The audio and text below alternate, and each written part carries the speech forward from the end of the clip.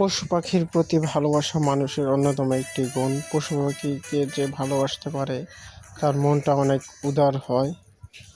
তবে মানুষের সাথে পশু পাখির অনেক একটা পার্থক্য আছে।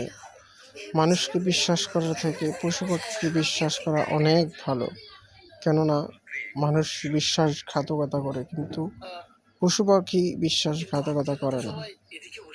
এই যে বিড়ালটিকে দুধ খেতে দিলাম, সুন্দর খাচ্ছে, আর আমার জন্য দোয়া করবে।